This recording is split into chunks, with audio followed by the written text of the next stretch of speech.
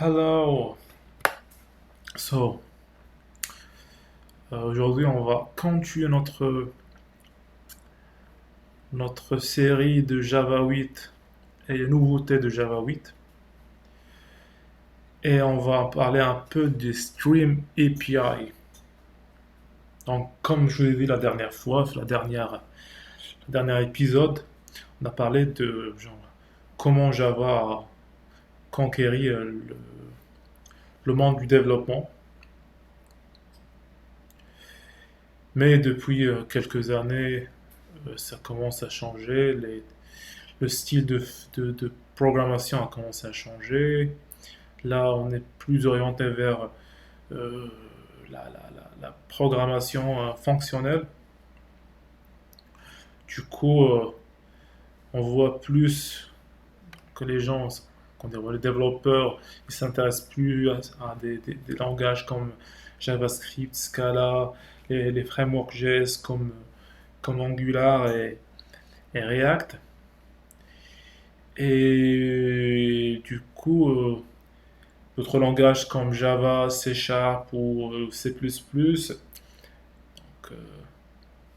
ils doivent faire face à ces nouveaux défis au niveau de programmation.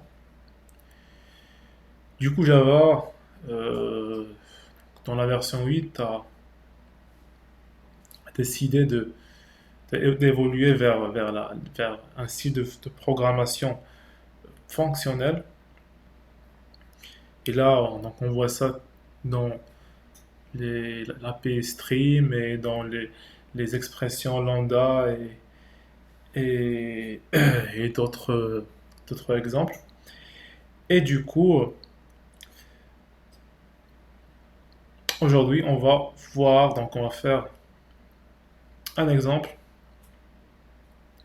pour les Stream API. Et du coup, on va faire une comparaison entre ce qu'on faisait avant Java 8 et ce qu'on fait maintenant avec les versions Java 8 jusqu'à Java 13. Ok.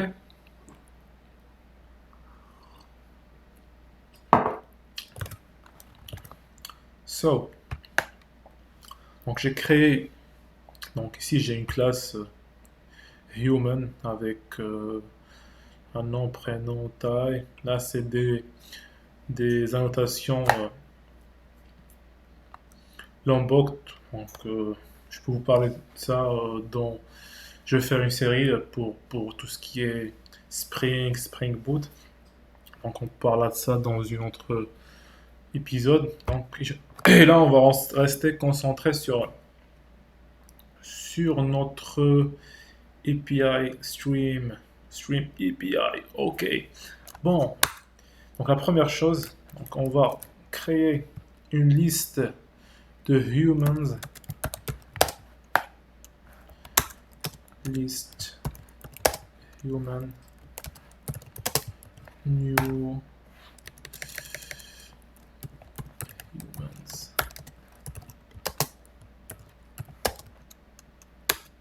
new array list.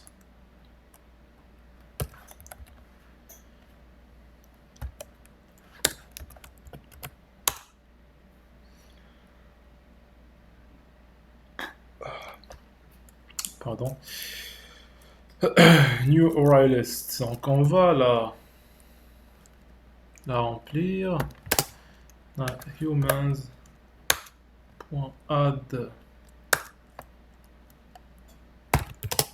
new human.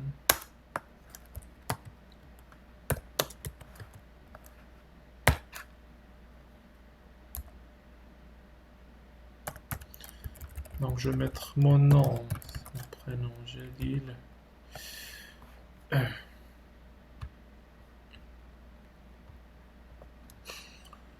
Si c'est le sexe, bon, home.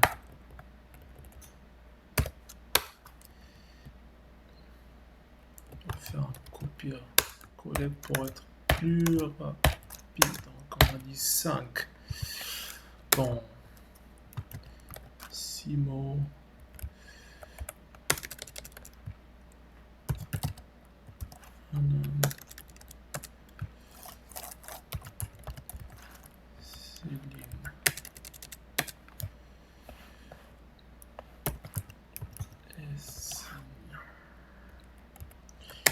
On va changer un peu.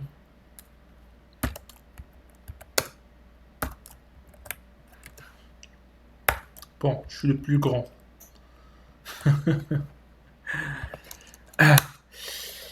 Et donc là, on va essayer de faire ce traitement. On va essayer d'avoir la moyenne des tailles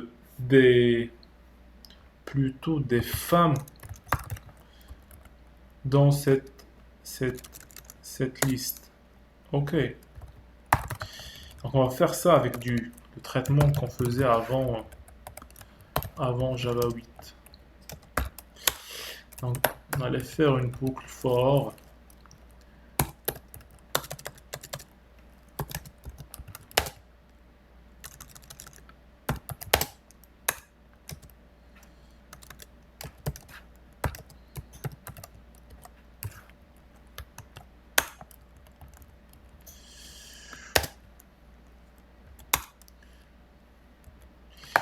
Et on va faire une condition pour voir le sexe de la personne. Donc, get genre.equals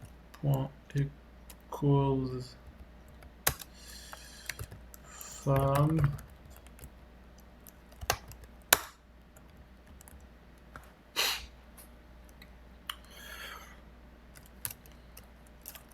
Donc avant, on doit déclarer un compteur.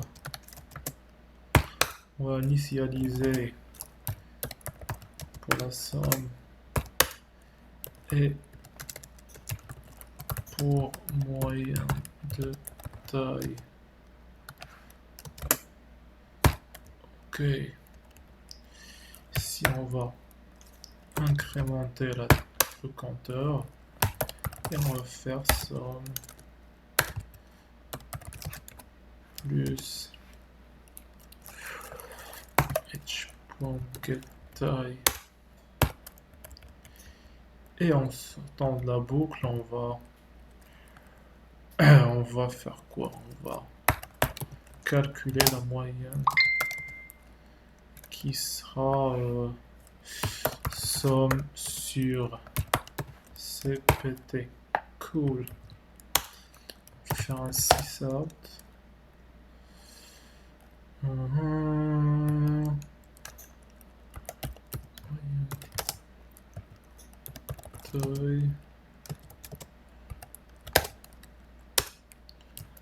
Ok.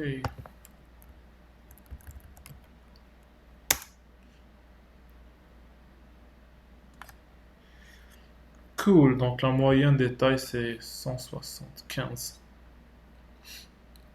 Donc entre ces deux fins. Donc ça c'est le traitement qu'on faisait en Java 7 ou 5 ou 6. Bon, on a 1, 2, 3, 4, 5, 6, 7, 8, 9, 10 lignes.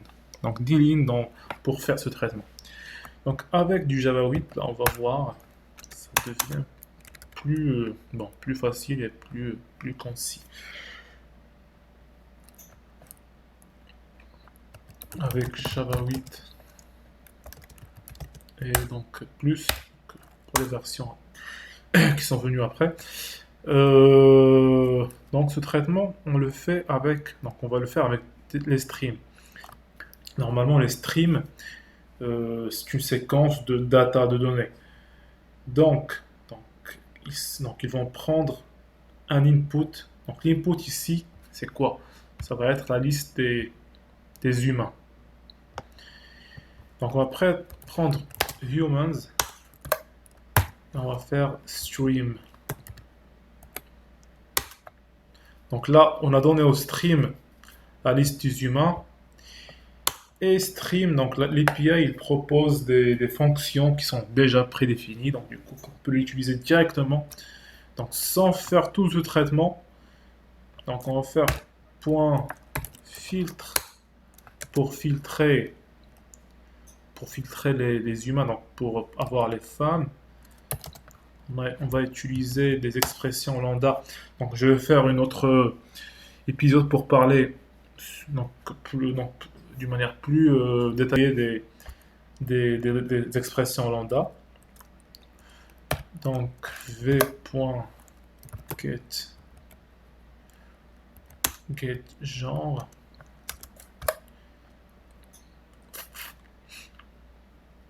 Et du coup après, ce qu'on doit faire, c'est calculer donc la date.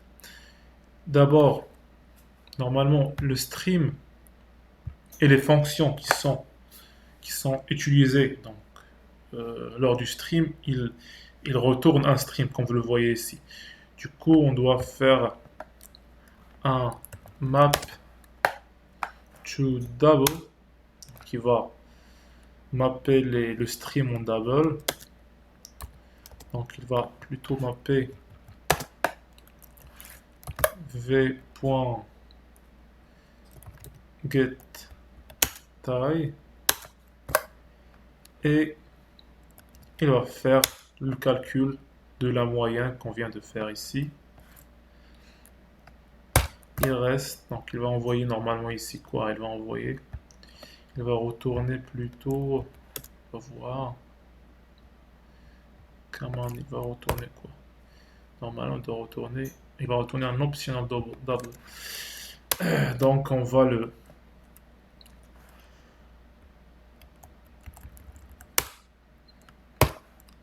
donc ça va devenir un double ici. Why? Cannot convert string to boolean. Yes, I see. Equals, j'ai pas fait ça. J'ai zappé ce test. Femme.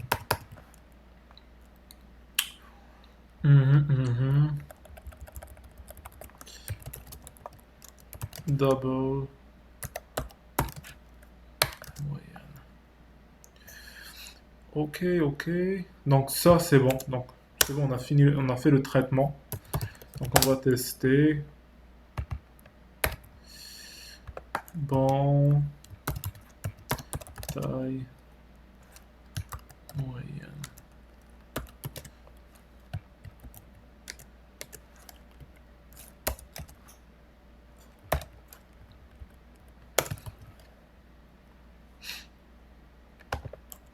On va réexécuter.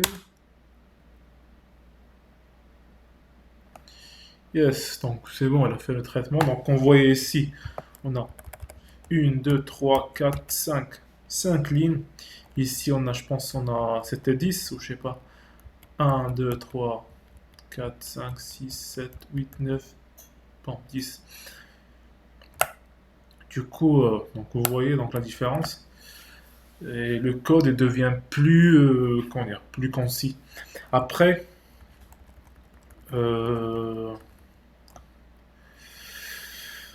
comment on peut dire ça? Ce style de